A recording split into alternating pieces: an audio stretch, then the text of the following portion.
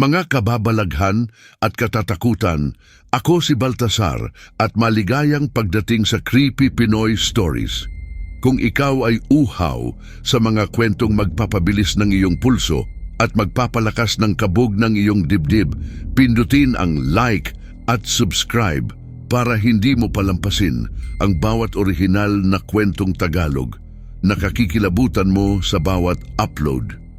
Ngayong gabi, saksihan kung paano ang isang bihasang negosyador ng PNP ay haharap sa isang gabi ng tensyon at misteryo sa isang kilalang kondominium sa Makati, kung saan ang bawat hakbang ay maaaring magbago ng realidad. Sumama ka sa bawat pag-ikot ng tadhana ni Adrian habang siya ay sumusubok na lutasin ang isang hostage crisis na maaaring humantong sa isang mas malalim at mas nakakakilabot na katotohanan. Sa kalaliman ng gabi, ang mga ilaw ng Makati ay tila mga bituin na nakakalat sa kalangitan. Si Adrian, isang may karanasang negosyador ng PNP, ay bumaba mula sa kanyang sasakyan at nagmamadaling pumasok sa kilalang kondominium habang hawak ang kanyang radyo. Ang mga yapak niya sa sementadong daan ay nagmamadali. Alam niyang bawat segundo ay mahalaga. Sa loob ng command center, pinagmamasdan ni Adrian ang CCTV footage kung saan makikitang si Lito, dating security guard ng gusali, ay may hawak na baril at napapaligiran ng 5 takot na residente. Ang kanyang nooy kunot sa pag-aalala habang tinatasa ang sitwasyon. Naglalaro sa kanyang isipan ang mga posibleng kahinatnan ng gabing ito. Habang lumalapit si Adrian sa pintuan ng unit kung saan nangyayari ang hostage crisis, naririnig niya ang mga hikbi at pagsusumamo ng mga bihag. Huminga siya ng malalim at kumatok sa pinto. Ang kanyang puso ay kumakabog sa kaba, ngunit pinanatili niya ang kanyang profesionalismo at kalmado. Sa pagbukas ng pinto, nakita ni Adrian ang luhaan at galit na si Lito. Sinimulan ni Adrian ang negosasyon sa pamamagitan ng pagpapakilala at pag-aalok ng tulong habang dahan-dahang inilalapag ang kanyang baril sa sahig bilang tanda ng pagtitiwala. Lito, ako si Adrian. Nandito ako para tulungan ka, mahinahon niyang sabi. Ang kanyang mga mata ay diretso sa mga mata ni Lito. Hinahanap ang isang koneksyon, isang daan para maabot ang puso ng lalaking ito na nagdurusa. Sa pagitan ng tensyonadong katahimikan, binuksan ni Adrian ang usapan tungkol sa pamilya at dito na ibinahagi ni Lito ang tungkol sa pagkamatay ng kanyang anak na si Sofia sa isang aksidente. Ang bawat salita ni Lito ay puno ng sakit at pangungulila. Sofia, ang anak ko, tuwala na siya. Sambit niya, ang kanyang boses ay nanginginig. Habang nagpapalitan ng mga kwento, nagbigay si Lito ng isang kakaibang hiling kay Adrian. Nasundin ang kanyang pang-araw-araw na rutina sa isang coffee shop sa BGC at sa isang gym sa Pasig. Gawin mo ang mga bagay na hindi ko na magagawa, Adrian. Para kay Sofia, pakiusap ni Lito ang kanyang mga matay nagmamakaawa. Bagamat naguguluhan, pumayag si Adrian na pakinggan ang hiling ni Lito at nangako siyang susundin ito. Tumango si Lito, ngunit makikita sa kanyang mga mata ang isang malalim na kalungkutan. Salamat, Adrian. Marahil sa ganitong paraan, may kapayapaan akong matatagpuan. Bulong ni Lito, ang kanyang tinig ay halos hindi na marinig. Habang naglalakad palayo si Adrian, dala ang bigat ng pangakong kanyang binitiwan, hindi niya alam na ang mga susunod na hakbang ay magdadala sa kanya sa isang daigdig na hindi niya inaasahan. Ano nga ba ang kahihinatnan ng kanyang pagtupad sa hiling ni Lito? Kinabukasan, sa isang sikat na coffee shop sa BGC, umorder si Adrian ng caramel macchiato, ang paboritong inumin ni Lito at Sofia habang pinagmamasdan ng mga tao na nagmamadali sa kanilang araw. Ang bawat higop niya sa mainit na kape ay tila nagdadala ng mga alaala ni Lito at ng kanyang anak na si Sofia. Sa kanyang paligid, ang bawat tawa at kwentuhan ng mga tao ay nagpapaalala sa kanya ng normal na buhay na maaaring hindi na niya muling maranasan. Sa gym sa Pasig, sinunod ni Adrian ang detalyadong workout routine na ibinigay ni Lito. Pawisan at hinihingal, naramdaman niya ang bigat ng kanyang katawan at isipan. Sa bawat buhat, sa bawat hakbang sa treadmill, hindi lamang pisikal na lakas ang kanyang ginugugol, kundi pati na rin ang emosyonal na bigat na kanyang pinapasan mula sa naganap na trahedya. Habang nagpapahinga, tinawag si Adrian ng gym staff at sinabing nanalo siya sa paraffel, isang bihirang pagkakataon na hindi niya inaasahan. Ang pagkapanalo niya ay nagdala ng isang kakaibang pakiramdam, isang sensasyon na tila may mga bagay na hindi maipaliwanag ang nagsisimulang magbago sa kanyang paligid. Sa kanyang pag-uwi, nakakita si Adrian ng isang pangitain kung saan masayang naglalaro si Sofia kasama ang kanyang ina na si Marisa sa isang parke. Tila walang anumang trahedya ang naganap. Ang pangitain ay kasing linaw ng kristal. At sa sandaling iyon, ang realidad at katang-isip ay tila naghalo na sa kanyang isipan.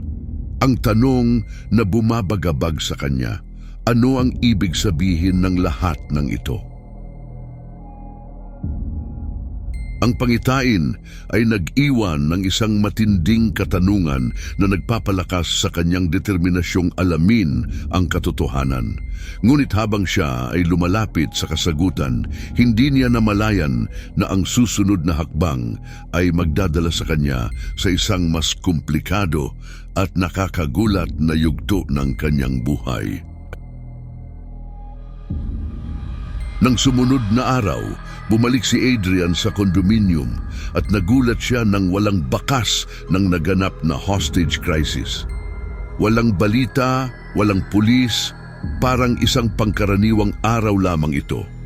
Ang mga imahe ng kaguluhan at takot na kanyang nasaksihan ay tila naglaho na parang bula at ang lahat ay nagpapatuloy sa kanilang pang-araw-araw na gawain na parang walang nangyari. Habang naglalakad siya sa lobby, tumunog ang kanyang telepono. Si Marisa, ang ina ni Sofia, ang nasa kabilang linya, tila masigla at walang alam sa mga nangyari. Ang boses niya ay puno ng buhay, isang malaking kaibahan sa huling pagkakataon na narinig niya ito. Nagtaka si Adrian nang magmungkahi si Marisa ng mga bagay na tila nagpapahiwatig na nagbago ang kanilang realidad, kabilang ang pagbisita sa puntod ni Sofia na ngayon ay tila hindi na umiiral. Ang bawat salita ni Marisa ay nagpapalalim sa misteryo na bumabalot sa kanyang isipan. Ano nga ba ang nangyayari at paano ito nangyari? Ang mga sagot sa kanyang mga tanong ay maaaring mas nakakatakot pa sa kanyang mga kinatatakutan. Hindi mapakali si Adrian at sinimulan niyang mag-imbestiga sa loob ng kondominium. Naglakad siya sa mahahabang pasilyo, tinatanong ang bawat residenteng makasalubong, "Naalala niyo ba ang nangyari kagabi?" Ngunit parang mga multo ang mga tao. Walang maalala, walang bakas ng takot o pag-aalala sa kanilang mga mata.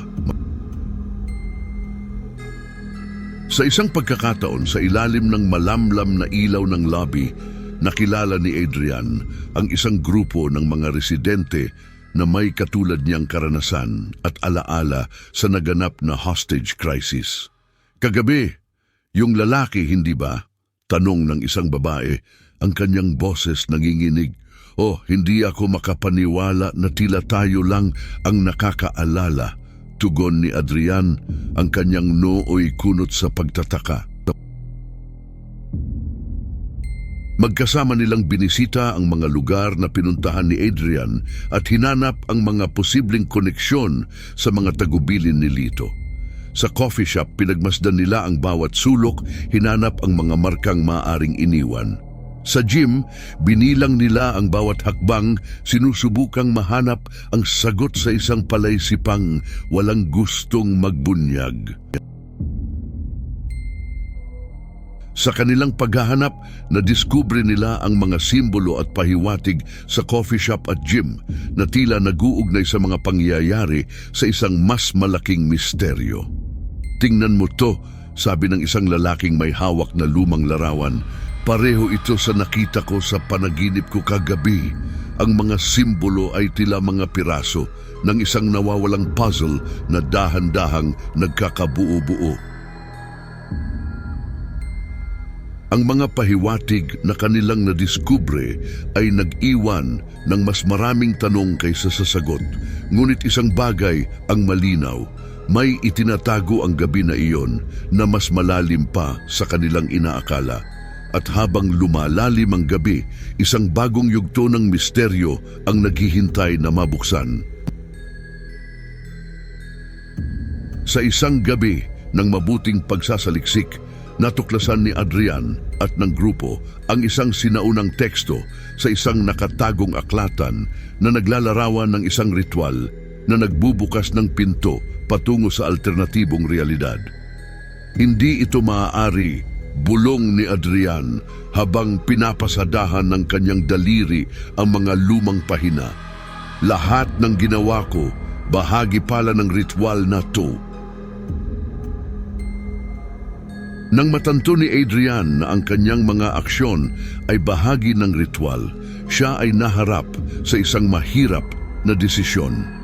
Mananatili ba siya sa bagong realidad na ito kung saan masaya ang lahat o babalik siya sa dating mundo na puno ng kalungkutan at trahedya? Ang bawat segundo ay tila isang oras habang pinaglalabanan niya ang kanyang damdamin at lohika. Ano ba talaga ang totoo? Tanong niya sa kanyang sarili. Ang kanyang boses ay halos pabulong. Habang nakatayo sa harap ng puntod ni Sofia na ngayon ay tila hindi na nag-e-exist, naglaban ng puso at isipan ni Adrian. Ang mga bulaklak sa paligid ng puntod ay tila sumisigaw ng mga alaala ng isang buhay na maaaring hindi na muling maibalik. Sa huli, kailangan niyang pumili sa pagitan ng dalawang mundo at ang kanyang desisyon ay magbabago ng lahat. Ang hangin ay nagdala ng isang malamig na bulong at sa pagpikit ng kanyang mga mata, handa na si Adrian na harapin ang kanyang kapalaran. Mga kaibigan, ang kwentong ito ay nagtuturo sa atin na ang realidad ay maaaring magbago sa isang iglap. Salamat sa pakikinig at huwag kalimutang mag-like at mag-subscribe sa Creepy Pinoy Stories para sa mga kwentong magpapakilabot sa inyong mga gabi. Sumali sa aming komunidad ng mga mahilig sa katatakutan at siguraduhing nakatutok para sa susunod na nakakakilabot na episode. Hindi ko na makapaghintay na makasama kayong muli sa susunod na pag-upload. Hanggang sa muli, mga ka-creepy, tandaan na sa bawat desisyon, maaaring may nakatagong misteryo na naghihintay na matuklasan. Mag-ingat at patuloy na magtanong dahil sa susunod na pagmulat ng iyong mga mata, baka iba na ang mundong iyong ginagalawan. Paalam sa ngayon.